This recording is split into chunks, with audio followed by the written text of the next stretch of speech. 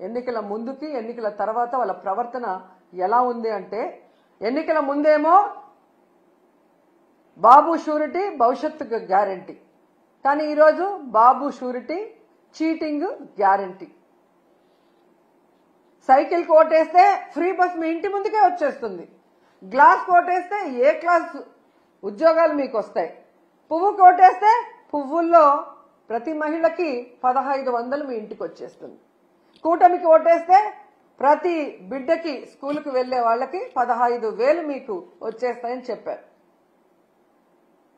ఇక ఇంట్లో ఎంతమంది ఉంటే అంతమందికి లక్షలు వచ్చి పడేస్తాయని ఏ విధంగా వాళ్ళు బాండ్లు కూడా రాసి ఇవ్వటం మనం అందరం కూడా గమనించాం. కానీ ఈరోజు ఆ బాండ్లు నాలిక గోక్కోవటానికి కూడా పనిచేయట్లేదు.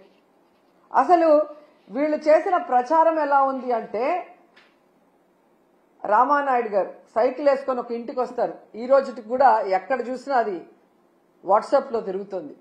నీకు 15,000, నీకు 15,000, నీకు 15,000, నీకు 18,000 అని చిన్నపిల్ల నుంచి పెద్దవాళ్ల వరకు వేలు పెట్టి ప్రతి ఒక్కరికి చూపిస్తూ సైకిల్లో వచ్చి సైకిల్ కొట్టేస్తే చాలా అవన్నీ వచ్చి పడిపోతాయి అన్నారు. మరి అదే సైకిల్ మీద ఈరోజు వెళ్లి అవన్నీ ఎందుకు వాళ్ళకి అందించలేకపోతున్నారు? అంటే అధికారంలో రావటం కోసం ఆ రోజు ఏ విధంగా ప్రచారం చేశారయ్యా అంటే, టీవీల్లో, థియేటర్లో, ఫేస్బుక్లో, యూట్యూబుల్లో, ట్విట్టర్లో, ఇన్స్టాలో ఎక్కడ చూసినా కూడా దండయాత్ర చేశారు ప్రజల మీదకి. ఒకవేళ తెలుగుదేశానికో కూటమికో ఓటేయకపోతే ప్రతి ఇంట్లో ఉన్న మహిళ లక్షలాది రూపాయలు మిస్ అయిపోతుందేమో అన్నట్టుగా ఊదరగొట్టి, ఈరోజు మీరు చూస్తే సంపద సృష్టించాక, ఆదాయం పెరిగాక మేము ఇవన్నీ చేస్తాము అని ఎంత చావు కబురు చల్లగా చెప్తున్నారు. ఇంకా గట్టిగా అడిగితే జగన్మోహన్ రెడ్డి గారి వల్లే ఇవన్నీ ఇవ్వలేకపోతున్నామంటారు. ఎంత సిగ్గుచేటో ఒకసారి ఆలోచించండి.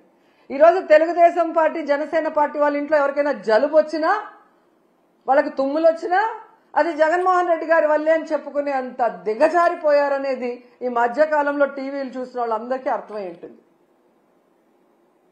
ఈరోజు నేను ఈ కూటమి ప్రభుత్వంలో ఉన్న నాయకులు అందరికీ కూడా చెప్పేది ఒక్కటే, మీ మేనిఫెస్టో మీ దగ్గర లేకపోతే ఒకసారి ఆ మేనిఫెస్టో తెచ్చుకొని చూడండి, లేకపోతే మేము పంపిస్తాం మేము మేనిఫెస్టో. దాంట్లో క్లియర్ గా మీరు రాస్తున్నారు 14 లక్షల కోట్లు అప్పు ఉంది, అయినా కూడా మేము సూపర్ 6 అమలు చేస్తాము అని చెప్పారు. అసలు 14 లక్షల కోట్లు అనేదే అబద్ధం. మొన్ననే మీరు అధికారంలోకి వచ్చిన తర్వాత మీ అధికారులు మీరు అంతా కూడా ఎక్సర్సైజ్ చేసి అసెంబ్లీలో ప్రవేశపెట్టారు, కేవలం 6.5 లక్షల కోట్లు మాత్రమే అప్పు ఉంది అని. 14 లక్షల కోట్లుందని అబద్ధం చెప్పిన మేనిఫెస్టోలోనే అన్ని చేస్తామన్నప్పుడు అందులో సగం ఉన్నప్పుడు ఎందుకు చేయలేకపోతున్నారని నేను అడుగుతున్నా. అసలు ఇప్పటికీ రాష్ట్రం విడిపోయాక మొదటిగా ముఖ్యమంత్రి అయింది మీరే.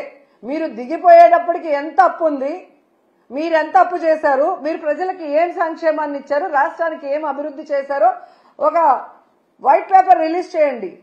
ఆ తర్వాత వచ్చిన జగన్మోహన్ రెడ్డి గారు 5 ఏళ్లలో ఎంత అప్పు చేశారు, కోవిడ్ సంక్షోభంలో కూడా రాష్ట్రానికి ఆదాయం లేకపోతే ఎలా సంక్షేమాన్ని అభివృద్ధిని చేశారు, ఎంత అప్పు చేసి ఆ అప్పు డబ్బులు ఏమైందో కూడా ఒక వైట్ పేపర్ రిలీజ్ చేస్తే మీ అబద్ధాలకి ఫుల్ స్టాప్ పడుతుంది. ఎన్నికల ముందే కాదు ఇప్పుడు కూడా అబద్ధాలు చెప్పుకొని బ్రతకాలనుకుంటున్నారు తప్ప రాష్ట్ర ప్రజలకు ఇచ్చిన హామీలు నెరవేర్చాలన్న చిత్తశుద్ధి లేకపోవడం దురదృష్టకరం. సో మీకు ఒకటే చెప్తున్నాను, మీ బడ్జెట్ లో మీరు చెప్పినట్టుగా బడ్జెటరీ లోన్ 4,91,734 కోట్లు, అలాగే నాన్ బడ్జెటరీ లోన్స్ అంటే కార్పొరేషన్ల ద్వారా తెచ్చిన 1,54,797 కోట్లు, అంటే మొత్తం కలిపి 6.5 లక్షల కోట్లు మాత్రమే అప్పు ఉంది. దాంట్లో మెజారిటీ మీరు చేసిన అప్పులే 2014లో. సో 14 లక్షల కోట్లు ఉన్నప్పుడే అన్ని అమలు చేస్తామన్న మీరు ఈ రోజు చేయకుండా దాన్ని జగన్మోహన్ రెడ్డి గారి మీద తోసి తప్పించుకోవాలి అంటే వదిలిపెట్టే ప్రసక్తే లేదు. అండ్ ఈ రోజు మీకు హెచ్చరిస్తున్నాం, పిల్లల జీవితాలతో చెలగాట మాడే విధంగా కనుక మీరు ఇలాగే ముందుకు వెళ్లి ఫీజు రియంబర్స్మెంట్ బకాయిలు కానీ విద్యా దీవెన వసతి దీవెన బకాయిలు చెల్లించకపోతే మీకు డెడ్ లైన్ 5వ తేదీ ఫిబ్రవరి 5వ తేదీ లోపల చెల్లించకపోతే వైఎస్ఆర్ కాంగ్రెస్ పార్టీ నాయకులు, కార్యకర్తలు, విద్యార్థుల తల్లిదండ్రులతో ఫీజు పోరు చేసి మీ మెడలు వంచి పిల్లలకి అండగా నిలబడతామని కూడా ఈ సందర్భంగా తెలియజేసుకుంటున్నాం. అండ్ ఫైనల్ గా ఒకటి చెప్పాలనుకుంటున్నా. ఈరోజు ప్రభుత్వానికి ఎలా సంక్షేమాన్ని అందించాలి, ఎలా అభివృద్ధి చేయాలని చేతగాకపోతే జగన్మోహన్ రెడ్డి గారిని తిట్టడమో, మాలాంటి వాళ్ళ మీద ట్రోల్స్ చేయటం, వల్గర్ గా పోస్టులు పెట్టడమో కాదు. ఎలా పని చేయాలో జగన్ గారి దగ్గర క్లాసులు తీసుకుంటే నేర్పిస్తారు. చిన్నవాడైనా, మొదటిసారి ముఖ్యమంత్రి అయినా ప్రజలకు ఇచ్చిన ప్రతి వాగ్దానాన్ని రాష్ట్రంలో ఎలాంటి పరిస్థితులున్నా కూడా సమర్థవంతంగా అందించి అందరికీ కూడా అన్నలాగా అండగా నిలబడ్డాడు. మీలాగా మీ మీద ఎవరో ఒకరి మీద నిందలు మోపి తప్పించుకోవాలన్న ప్రయత్నం చేయలేదు. పవన్ కళ్యాణ్ గారు మీకే చెప్తున్నాను, ఆడవాళ్ళ మీద ట్రోల్స్ చేస్తే ఒప్పుకోనన్నారు. మరి ఆడవాళ్ళు అంటే ఓన్లీ తెలుగుదేశం, జనసేనలో ఉన్న ఆడవాళ్ళు మాత్రమేనా?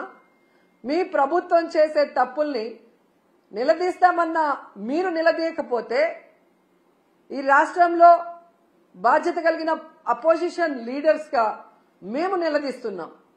మీరు చెప్పిన హామీలు నెరవేర్చకపోతే వాటిని నిలదీస్తున్నాం. మీరు చేసే అరాచక పాలనని ఎండగడుతున్నాం. కానీ దానికి సమాధానం చెప్పకుండా ఈ విధంగా ట్రోల్స్, వల్గర్ గా మీమ్స్, వల్గర్ గా వీడియోస్ చేస్తుంటే వాళ్ళ మీద ఎటువంటి యాక్షన్ తీసుకోరా?